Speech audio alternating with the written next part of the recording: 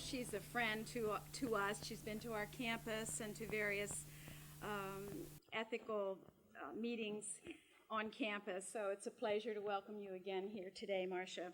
She's telling me I have a few words that I'm going to say about her, and she told me don't do that. But you know, we have to resist sometimes. Marsha Fowler is a professor of nursing at Azusa Pacific University. She's also the director of health ministries and parish nurse specialization. She's a minister of word and sacrament, and she's currently a consultant for ministry and health in the Republic of Russia. Dr. Fowler completed her bachelor's and her master's from University of California, San Francisco. She completed a Master of Divinity from Fuller Theological Seminary, and she received her PhD in Religious Social Ethics from the University of Southern California. Dr. Fowler has received many honors and awards. She is a member of Sigma Theta Tau International Honor Society for Nursing. She's a fellow of the American Academy of Nursing. She's a fellow of the W.K. Kellogg Foundation National Fellowship in Leadership. In 2002, she received the Book of the Year Award from the American Journal of Nursing for the Code of Ethics for Nurses with Interpretive Statements. She also, additionally, there was recognition for the Code of Ethics. It was an award of merit from the Society of Technological Communications, again for the Code of Ethics. And she has many publications in the area of nursing ethics. It is particularly the recent work, Code of Ethics for Nurses with Interpretive Statements, where she was a member of the Code of Ethics Project Task Force for the American Nurses Association, that brings her here today. We welcome you very much. And following Dr. Fowler's presentation, there will be a few minutes for questions. Again, thanks for coming. Thank you, Lois. I have to say you have a unique setup here where before I even start speaking, I get the raspberry.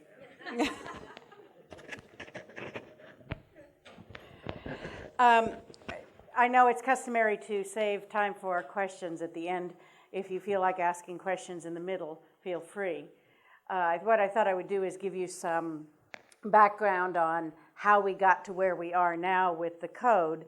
And this is the document that I'm talking about. And you can buy it for what, $10, $20, something like that. Or you can Xerox it for 45 cents. But I didn't say that. As an ethicist, I have little regard for the law. I think this is a stunning document. I'm very proud of this document. I think it's a wonderful work, and I'm delighted that I was able to have a part in it. We've had a number of codes of ethics for the nursing profession. The first formal adopted code for nursing was in 1950. It was adopted by the House of Delegates of the American Nurses Association. Prior to that time, we had in 1926 a suggested code, and in 1940 a tentative code, both of which were published in the American Journal of Nursing, neither of which were adopted. Both of those codes, like previous articles in the Trained Nurse and Hospital Review in the late 1890s, divided nursing into a series of relationships: nurse to patient, which was never, by the way, first; nurse to physician, which was often first; nurse to nurse, nurse to profession, nurse to the school, etc.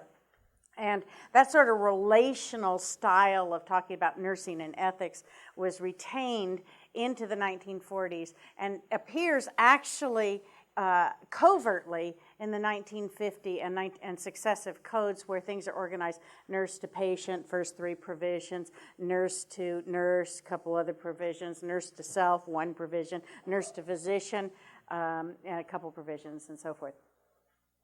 So that relational format was retained in the early codes of nurses. We have a 1950 code adopted by the House of Delegates. Then we, after taking 53 years to have that code, we feel we can tweak it. So in the next couple years, 1957, we tweak it with regard to advertising. we decide that in nursing, nurses shall not advertise.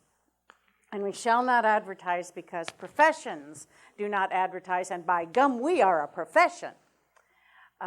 Nobody bothered to do the background research on why there is no advertising. We just simply argued that nurses didn't. And when there was some advertising of a couple products where there were nurses advertising these products in the 1950s, the American Nurses Association got up in arms and sent letters to radio and TV land saying, "Thou shalt not. Nurses don't advertise." And so radio and TV land sent letters to the ANA and said, "Well, why don't you advertise?" And nursing ANA responded, "Because advertising, we don't do advertising because professionals don't advertise because we want to prevent quackery and we want to prevent self-medication." Sounds reasonable. Those are actually the sort of pristinated arguments for why we don't advertise. And when you look at the actual products that were being advertised with dramatized nurses, not real nurses, the products were mum deodorant. So don't you all go medicating yourselves with mum deodorant. And the other was bromo seltzer. But if you look back into the 1800s as to why the professions of medicine and law and clergy did not advertise, the actual reason for not advertising was to prevent price wars between and amongst practitioners and thereby to guarantee a specific income. So it was economically driven. We modified the code in 57, modified it again in 60, modified it again in 68. And so what happens is that the code, after about 10 years, begins to feel like a shoe that's too tight. It just doesn't quite fit. And so we need to revise the Code of Ethics about every 10 years. Now, up until the last code, there was a process by which revisions took place. There was a code, there was a committee of ethics established in 1924 by the American Nurses Association to write the code. And that committee, that ethics committee, continued into the 1990s, at which point the ANA, in its infinite wisdom, saw fit to abolish the oldest continuously standing committee on ethics, professional ethics, in the nation. Nonetheless, they abolished the committee. Prior to that time, the provisions of the code, which numbered anywhere from 10 to 17 over the various revisions of the code, the provisions themselves had to be approved by the House of Delegates at the convention of the American Nurses Association. So it was a major process to revise the provisions. However, the interpretive statements could be revised and implemented by the committee itself and did not need approval of the board or the House of Delegates. And so everybody felt free to tweak all of the, well, not even tweak, actually, to completely rewrite all of the interpretive statements without touching the provisions. Until we get to 1968, that 1968 basically establishes the provisions for the next 30 years. So by the time we come to the revision that I'm working on in the 1990s, those provisions are now about 30 years old. And the committee, there's a committee established, an ad hoc committee that's established to look at whether we need to actually revise the provisions themselves. And the committee very foolishly said, "Oh yes, let's revise the provisions themselves." I was on the ad hoc committee. And so now, because the Committee on Ethics was abolished, now the provisions which are going to be revised have to go through the House of Delegates, but now also the interpretive statements have to go through the House of Delegates. And the reason that becomes a problem, of course, is because getting 10 little sentences passed is a whole lot easier than getting a multi-page document passed where all 13% of nurses want to tweak and wordsmith it before you pass it. Another thing that happened is that we, the committee, and those of us who had been working in ethics for a number of years, shot ourselves in the foot. You see, through the 1970s up till about the 1980s, nurses were largely unaware of the existence of the code or didn't understand its force. And you would get, for instance, an introduction to the code in your Stepping Stones to Nursing class. Do you remember? Anybody remember Kelly's book, Stepping Stones to Nursing? Had the code in it, an explanation of the code. And that's about all you got on the code until the late 80s when we began to be more concerted about ethics education. So, we who have been dabbling in ethics for a number of years took great pains to make nursing students and also nurses in practice aware of the document of the code and of its importance to the profession. And by doing that, what happened was when we finally revised the code in this version, draft number 3, I think, which we took to the House of Delegates, we finally had a nursing public that was aware of the code and aware of its importance. And by having put all our energies into making them aware of it, they didn't want to change it. And so we had people getting up to the microphone in tears, literally saying, and I quote, "I love this code. Don't change it. It's perfect." Well, it wasn't perfect, and it did need change. And so that kind of led us to believe that maybe we should cease and desist all ethics education if we want to change the code. So the fact is that it took us 7 years to get this code passed. The first time that it went to the went to the House of Delegates, it was resoundingly defeated. The second time we took it, it was virtually unanimously accepted. And the changes between the utter defeat and the glorious acceptance of it were negligible. What we did was we worked on the ethos of change. We worked on it, and we sent missives to everyone in creation who remotely resembled a nurse, and some who weren't nurses.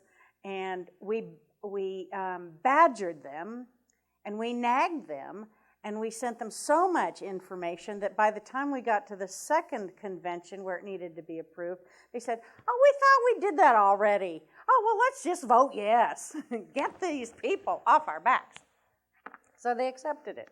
And the changes between the first presentation and the second presentation were really, really very minor. Now, we made some rather dramatic changes in the code between the 1985, which was the last code that was accepted, and this code. There were some very dramatic changes. One change that we made is that up until 1985, all the codes were related to bedside nursing practice. If you were a nurse educator, a nurse administrator, a nurse researcher, had nothing to do with you. There was a little bit on research and getting informed consent from human subjects and so forth. But basically, this document was not for you. This code is designed to apply to all nurses in all fields of practice.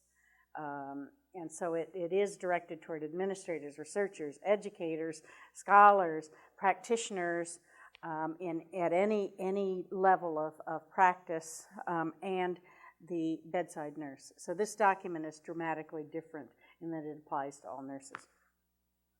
It's also different in the sense that it's substantially more ethically sophisticated than previous documents. Previous documents were not terribly sophisticated. Up through the 60s, they largely relied upon an ethics of virtue, did not deal a lot with duty.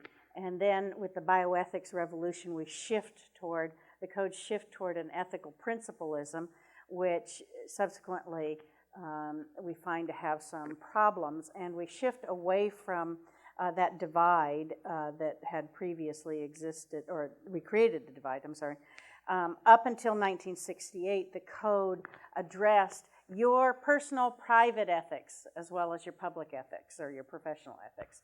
And we cared about what you were in private as much as what you were in clinical practice. In 1968, that notion of public and private both counted was dropped from the code, and then from there on, we focused in the code simply on what you did in public. Well, morally that presented a problem because if someone is a rogue and a scoundrel in their private life, we can hardly expect them to be saintly and heroic in their professional life. And so that split was a real problem. So in this code, we bring back the notion that you are personally what you are professionally. And so there's an interest again in both personal and professional ethics in this document, something that's been missing since 1968. There's also a shift away from an ethical principlism and that kind of language into a more fulsome view of ethics in this document, so that's yet another change. There are three provisions here that are quite distinctive in this particular document in the way that they're stated and what they include, because for the first time, this particular code also talks about the obligations of nursing aggregates, that is, nursing collectives such as professional associations. So the last provision in this document deals with professional nursing associations. That has never appeared before in a code for nurses. So that what we're saying is that the ANA has moral responsibilities as it represents nurses, not just nurses individually, but also those groups that represent nurses. So that's another major change in the document. And if you go through, you'll find many, many things that are new and I think exciting, and some of these things have been given a much harder edge to them than had been given in previous codes. Okay, are there any questions so far? Yes? You mentioned that the code moved away from a language conceptual framework to a sort of a full view. How does the code It brings back a concern for virtue, though it does not well, actually it does use that language. It also brings in some of the concern that has arisen in nursing to develop an ethics of caring, about which I have some serious question, and so we didn't let it creep in too much, but there is some hint of it there. Also, some of those things that have been more emblematic of women's concerns, I would say feminist ethics, but it doesn't go that far. Those things that rely upon experience as a source of moral knowledge are also embedded in this code in ways that they hadn't been in previous codes. Okay, let's look then at any other questions? Okay, let's look at some of the provisions. I will just go quickly through the provisions that don't have remarkable changes to them. This one is taken over from the previous code and the code of 1985 and doesn't have a lot of changes. The nurse in all professional relationships practices with compassion and respect for the inherent dignity, worth, and uniqueness of every individual, unrestricted by considerations of social or economic status, personal attributes, or the nature of health problems. This alludes, of course, to the sort of sedately socialistic nature of nursing that believes that all people should have access to health care. We have also dropped in this particular provision that litany of things that we had before that modified nursing care, but were not to be taken as a basis for prejudicial care. And it included a developmental state, a race, color, creed, national origin, and every subsequent code that had included that, it kept getting longer and longer and longer and longer until the last list in 1985 looked like it was clearly written by a couple of educators. So we dropped that and we just listed the collective personal attributes instead. Now, these are the sections of the code. How many of you have a copy of this?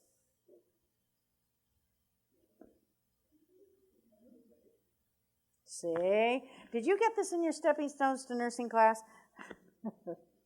All right. This section on respect for dignity, human dignity, and relationship to patients is relatively unchanged. This talks about transcending all personal differences without prejudice.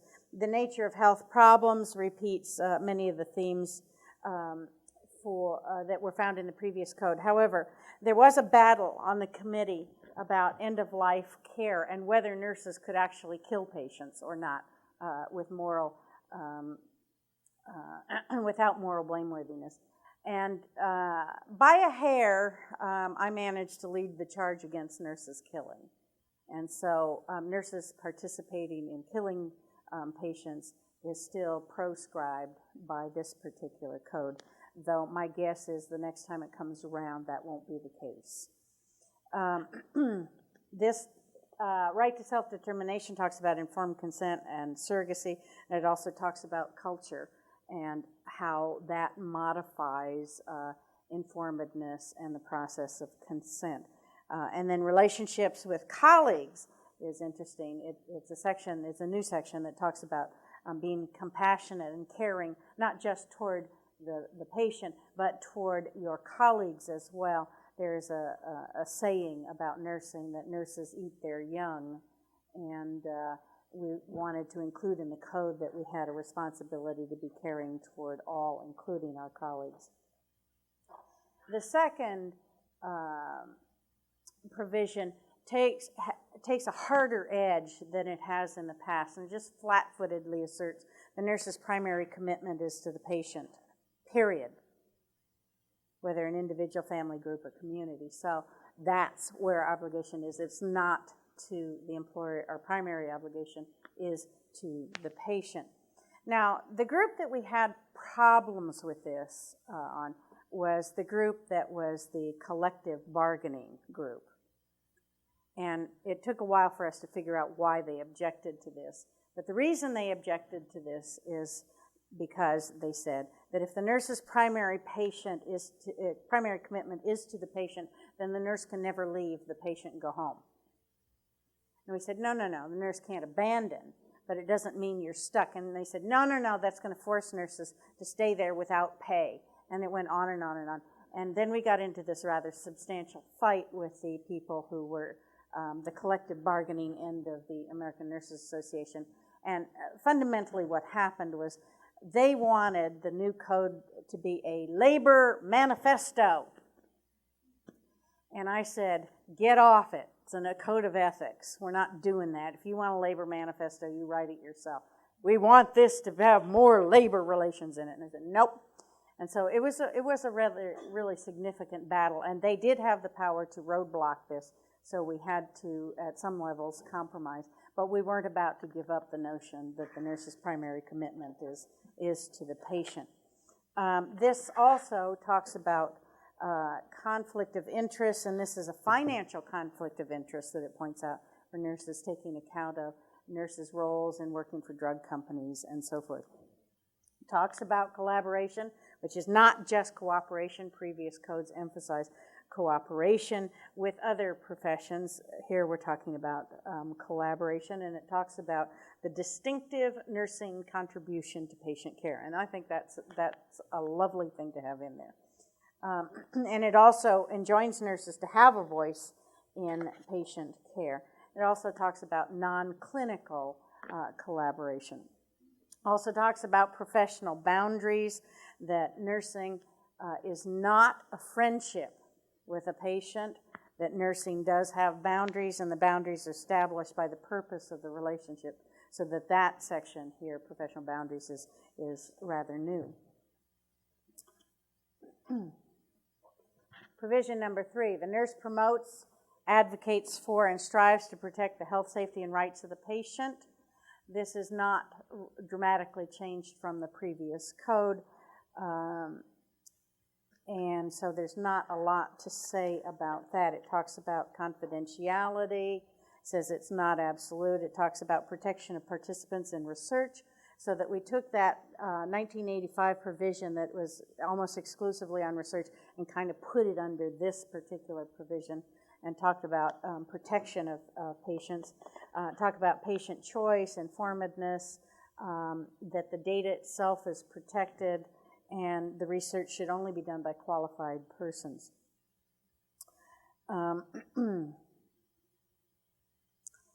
Down here under addressing impaired practice, there is a a hard-edged statement on the fact that we have an obligation to stop impaired practice, and then there's also a statement on the reintegration of the nurse who is impaired, reintegration of that person back into the workplace. I think it's a little idealistic. I think realistically, many of these nurses leave that particular work setting rather than become reintegrated into it.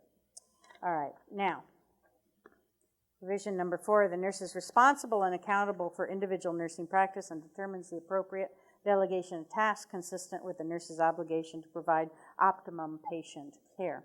That's a mouthful. What this provision does, it brings forward some stuff from the 85 Code, but what it does is it recognizes advanced practice nursing and talks about accountability and responsibility, particularly in advanced practice nursing. It talks about the delegation of nursing activities. You cannot delegate nursing responsibility, though you can delegate some nursing activities. It takes account of the dramatically changed role of nurses between 1985 and the year 2000.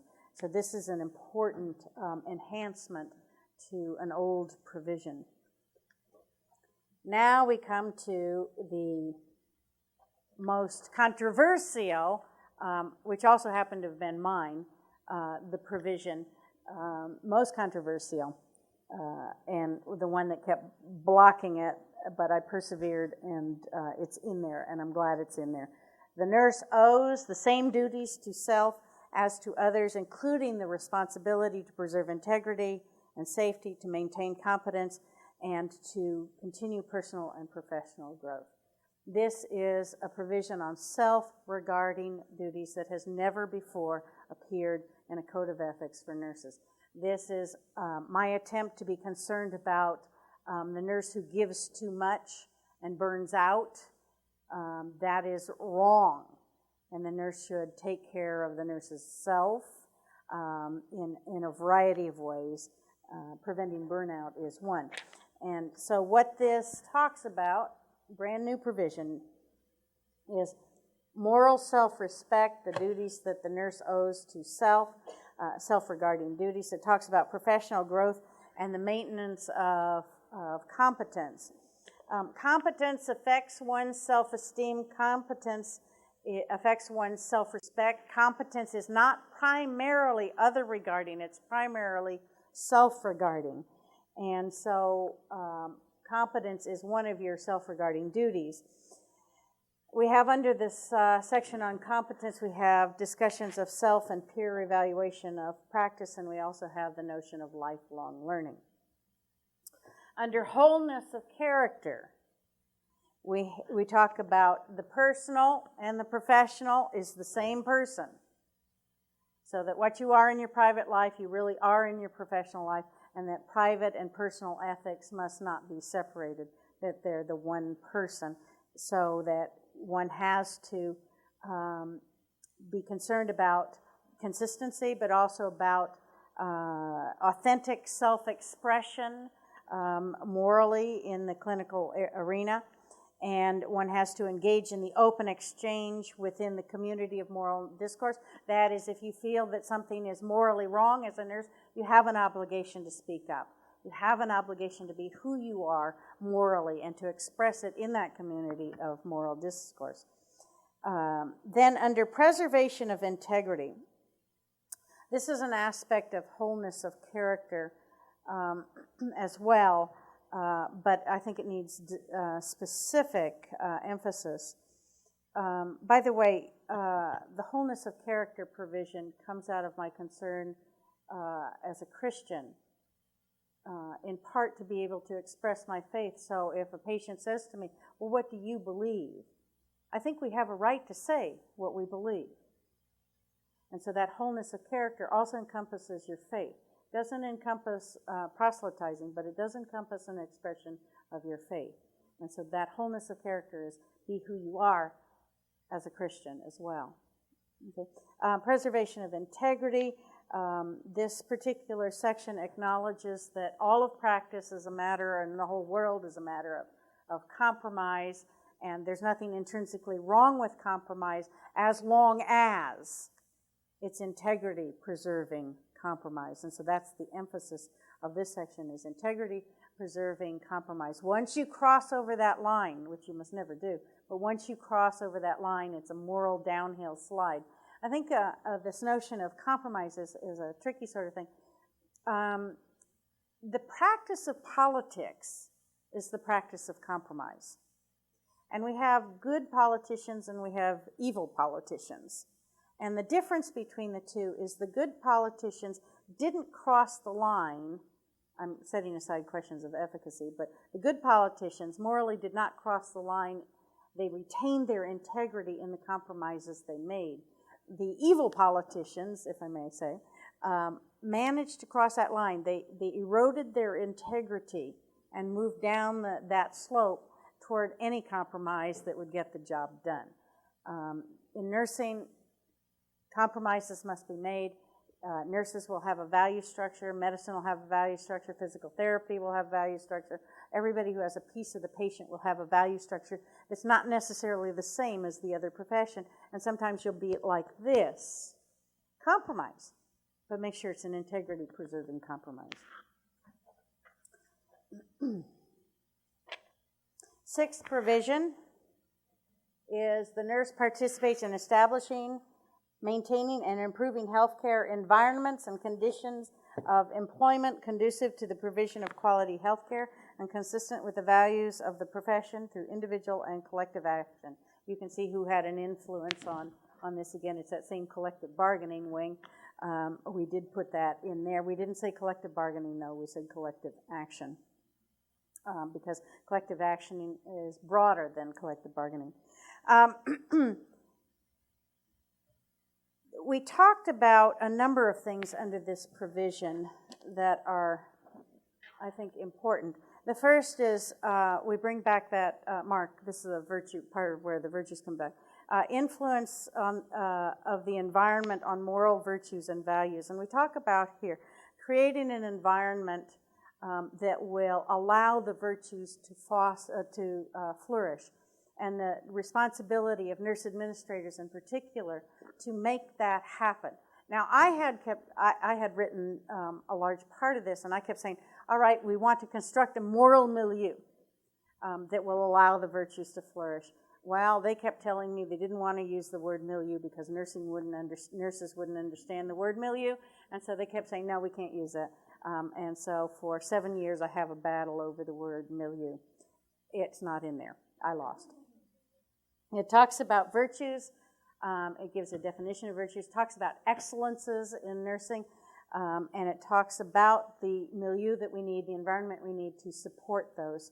And I think this is a fascinating return to what ethics had been in the whole of early nursing. We have here a section on influencing the environment, on ethical obligations. This is to contribute to the environment, the working conditions, peer norms, organizational structures, and to make sure that grievances are heard. The last section on this provision, responsibility for the healthcare environment, talks about respectful treatment of all, not just the patient, but respectful treatment of all, including administration, respectfully treating nursing staff. This also talks about addressing concerns for the moral environment through appropriate channels. It also talks about collective bargaining and collective action through the professional association. So there are some major changes then on this provision. Number 7, the nurse participates in the advancement of the profession through contributions to practice, education, administration, and knowledge development. This provision had previously been isolated and loculated, fixated on research, as if research were the only way that a profession can advance. And we changed that. We said, no, there are other ways to advance a profession, and they include contributions to practice, to education, administration, and knowledge development. And it was not just research, so we wholly rewrote this provision, took it away from a research-only focus, and incorporated other aspects. So that these provisions, the sections read, Section 1, advancing the profession through active involvement in nursing and in healthcare policy. So what we are saying is that nurses have a responsibility within the institution for the patients as individuals, families, and groups, but also to reach out into the community to be concerned about health policy. So that what we're saying is that nursing is intrinsically politically involved by its nature. We talk about also advancing the profession by developing, maintaining, implementing professional standards in clinical, administrative, and educational practice. It's not just research. Talks here about standards of practice, standards for administration, standards for clinical practice, and standards for nursing education.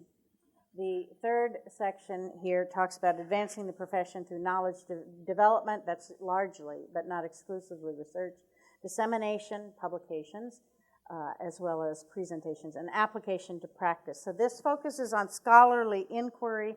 This is the one we want for our doctoral students to emphasize. Talks about knowledge from the sciences and the humanities, and talks about the organizational climate and infrastructure of schools and practice arenas that foster scholarly inquiry. So there's some very major changes on this provision as well. Provision number 8, the nurse collaborates with other health professionals and the public in promoting community, national, international efforts to meet health needs. This provision enlarges previous ones. It takes over and enlarges it slightly. Many of the early codes talked about healthcare for citizens. Well, you look around, how many people around us are not citizens? Quite a few. And so the question is do they have a right to health care? And so this provision, nursing has always maintained, yes, there is a fundamental right to a decent minimum of health care. That's been the heart of nursing's interest. And so this one expands that. This one also really addresses the issue of global health, and it says in many different ways that what happens in Kenya is in fact important to us in terms of health, and that we can't act like an island unto ourselves. So it talks about global health as well. Health needs and concerns, it advocates for health for all persons. It talks about world hunger, poverty, environmental pollution, and it talks about the violation of human rights, all of which affect health. So it's taking a broader perspective on health, the chief cause of ill health worldwide being poverty. And it talks about the responsibility of nurses to engage in interdisciplinary planning and collaboration. Responsibilities to the public. This talks about nurses participating in community groups, community initiatives.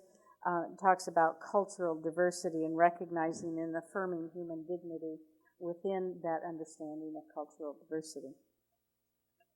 And now we get to the last, another controversial and radically different provision from that of any previous code. This has never appeared in a code before, and this one is focused on nursing associations.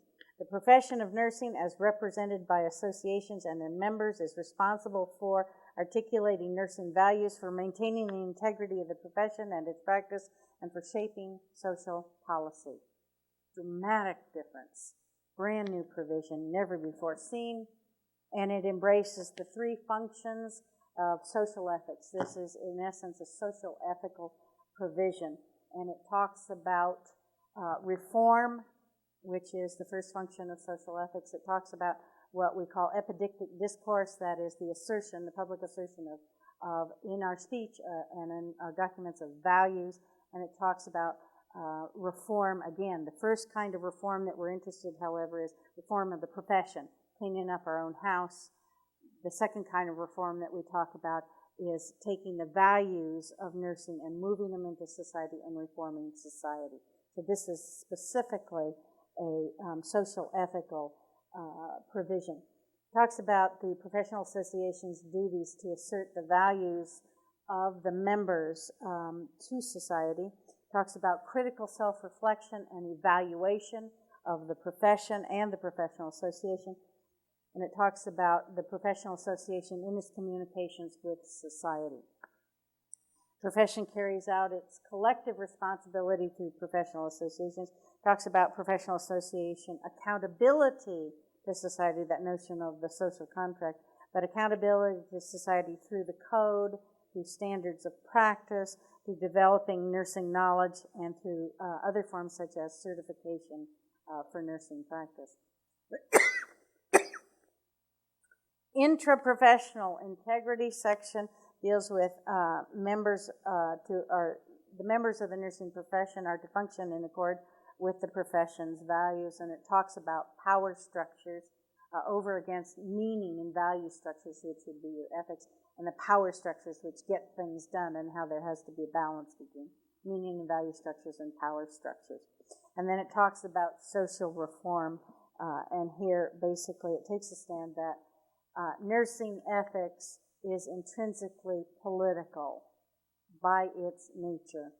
It must reach out into society in order to affect the health of all persons, and therefore nursing ethics is a social ethics. And that is the last provision, also a controversial one, of the new Code for Nurses. Code for Nurses, the proposed revision, we changed the title as well. It's no longer a Code for Nurses, it's now a Code of Ethics for Nurses. Before we thought we understood, and now we put ethics in the title. And it went through 12 revisions, as I recall, to reach the final and overwhelming acceptance of the document at the House of Delegates, the biennial House of Delegates, in June of 2001. And that's the new code. I believe I addressed the CE questions, did I not? I don't remember them. But are there questions? Yes.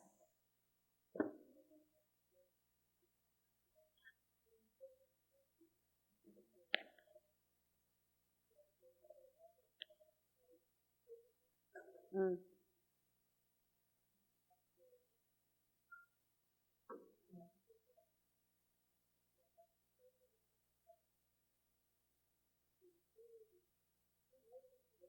Mm-hmm.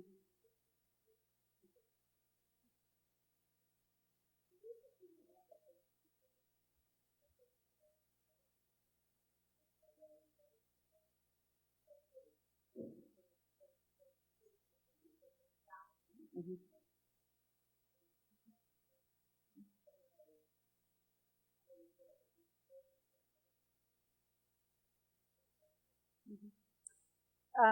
I really know virtually nothing about prison nursing. I just have a friend who tells me that everybody in prison's depressed, and she walks down the corridor and says, "Anybody depressed?" And everybody goes, "Yes!"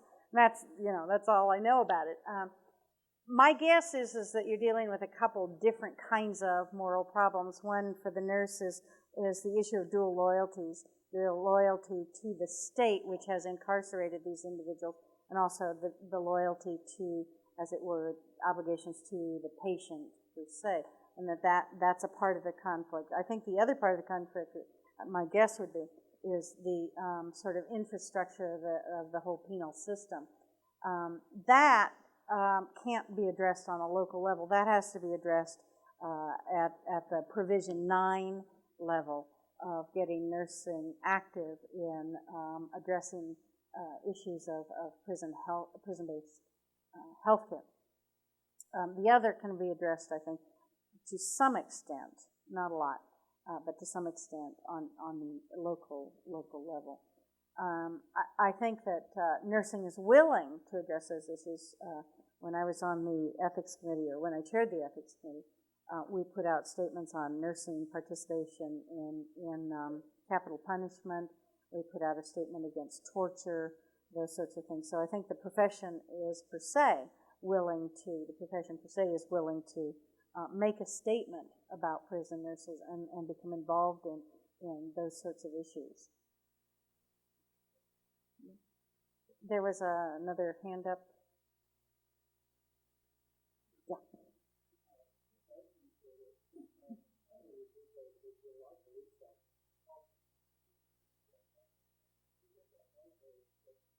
Well, it wasn't fun. Uh-huh. I'm reading through the last point that you got the association. My observation that other professors do is that government or state borders with post-office that are Specific. and uses that to regulate the profession. What do you think about this? How do you think those cities will be used to regulate the regulators?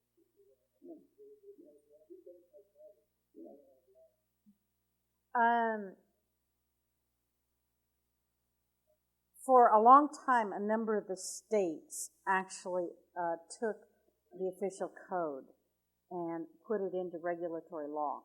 Not uniformly, a number of them. California was not one of those. And it said that a nurse was obliged to adhere to the provisions of the code.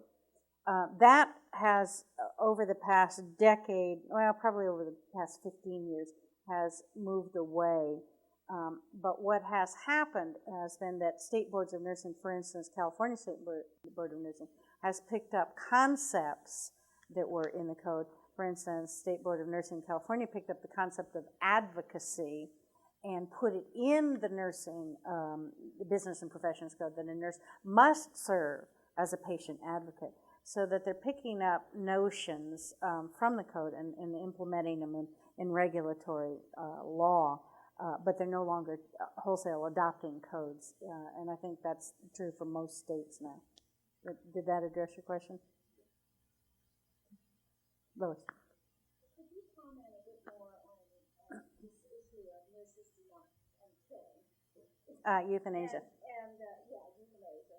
And also because you sort of said, okay, it wasn't in there now, but next time you're down, this is very likely this is differences. There's a lot of discussion about nurse participation in euthanasia, commonly referred to as active euthanasia. I don't think it matters. I think active and passive are the same. But there has been a movement toward nurse participation in euthanasia. I think some of this has been confounded by deliberate attempts on the parts of certain euthanasia advocacy groups to confuse the issue and to claim that withdrawal of treatment, particularly ineffective treatment, but withdrawal of treatment of any sort, is in fact euthanasia, and has kind of clouded the minds of nurses as well as patients. As you know, it's been on the ballot twice in California, the physician participation. But California has an overlapping Nurse Practice Act, which means that duties that accrue to a physician can be shucked off to a nurse. Now, I don't know that necessarily that would happen in the case of participation in euthanasia, but it is possible because of the Overlapping Practice Act that we have here in California. And I think that nurses, with regard to issues of capital punishment, are certainly engaging in participation in killing. And so the profession has, for the most part, for many years said, no, nurses will not participate in killing, because if they participate in killing, how can any patient ever trust a nurse to take care of them, especially if care became difficult, or especially if I was a patient and I were really an incredibly crotchety, obnoxious patient. Maybe you'd just as soon kill me as help me. And so, and I think there's some merit to that. I think there's better moral arguments in that, but there is some merit to that. So we have been consistent about this, but what has happened has been that there are some specific nursing leaders who do advocate, who have powerful voices, who do advocate for nurse participation in the killing of patients. And on the committee, there were two of us who are formally prepared as ethicists, and one of them advocates for nurse participation in euthanasia. And I was advocating against it. And I think that I held sway because I was louder and more obnoxious about it. But I don't think that's the trend. I think the social trend is moving toward permitting euthanasia, and I believe that the nursing and medicine may follow. As long as medicine holds the line, it will remain easier, I think, for nursing to hold the line. But I come out of course, my Christian perspective that life is a gift and a loan from God, and we are simply stewards of it, and that we have no moral right, theologically, to take life, the life of patients specifically. Mark.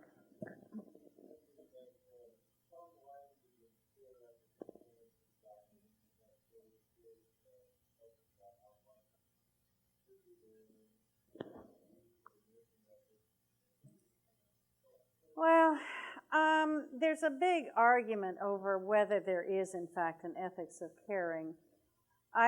It's my suspicion that a lot of this is socially constructed, that nursing wants to have an ethics that's distinctive of the profession and wants to move away from the relatively medically identified ethical principalism. I don't think personally that an ethics of caring is the way to do that. I believe that the notion of caring as a sort of a central core of nursing is a relatively recent and geographically, socially, historically loculated notion. I believe that the central moral motif of nursing is the ideal of service, not caring. And part of the problem with caring is that when you look at the literature, it slips and slides all over. Sometimes it's a virtue, sometimes it's an end, sometimes it's a duty, and you can't figure out what in the heck they're talking about. There's a book that's in preparation. It's an international book on ethics, and it'll be edited by Verena Tushuden and Ann Davis and a third person.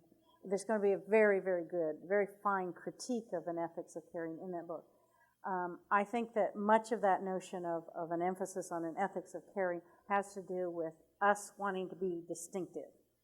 And I don't think that's a good philosophical or theological ground for creating an ethics that doesn't seem to me to be substantive. Jerry.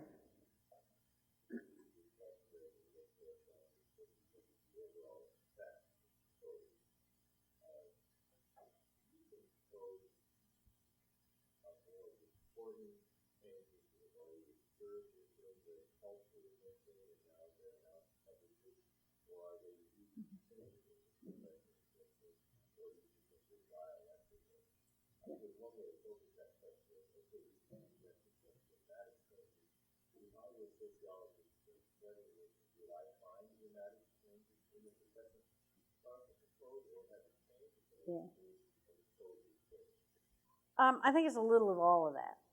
I think that a lot of it is picking up, for instance, the last provision on social ethics is to some extent nothing new whatsoever in the profession, but it's never been articulated morally. And in fact, there's only 2 or 3 articles on social ethics in nursing at all in the entire body of literature, and I wrote all 3 of them, and it's been hard getting people interested in this, but, when you have those photos from nursing history of the nurses crossing the roofs and starting public health nursing, and you look at the letterhead of nurses that they used in the early part of the century, and they were all part of the Anti-Vivisectionist League and the Immunization League and, all of this. You can see that nurses have always been, at least nursing leaders, have always been socially active and had a heart for the shape of society as it affects health. So that putting it in the code, to some extent, is simply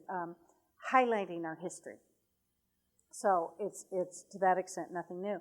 But it is also announcing to society that this is in fact who we are, and this is what we are going to do. And it also tells nurses themselves, I think the code is as much for society as it is for nurses. It also tells nurses, we are about society. We are about the world. We are about the patient in the bed as well. And so I think it does help shape practice as we form new nurses going through nursing education. I think it does help shape practice. And I think that once everybody comes to say, oh yeah, why didn't we have that provision in there before? I think it does, in fact, influence behavior as well. So I think it's a mix of all of that. I think it's partly socially constructed, partly based on our history, a long history of social involvement. And I think it does, in fact, move practitioners into the arena that they may have been hesitant to get into to begin with. Helen?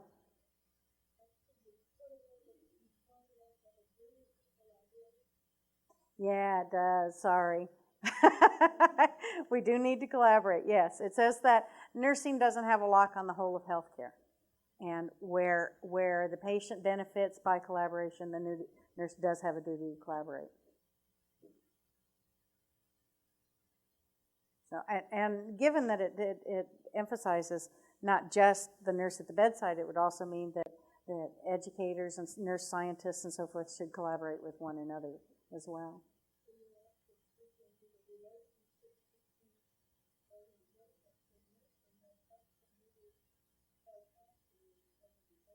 Yes, it has. It has. And it would also imply that nurses have a duty to be organizationally related in order to effect change in society that can't be brought about by an individual nurse. Yeah. Jerry.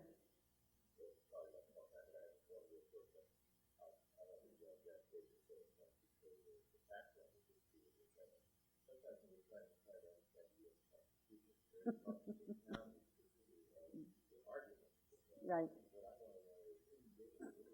Mm-hmm.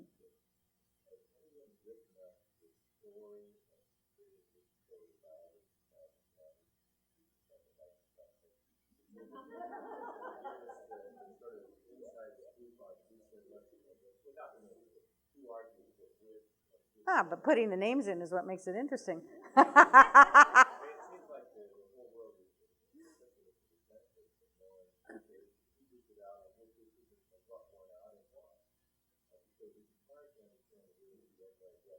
Mm-hmm.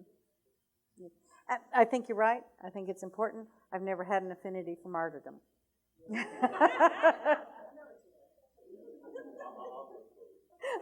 There you go.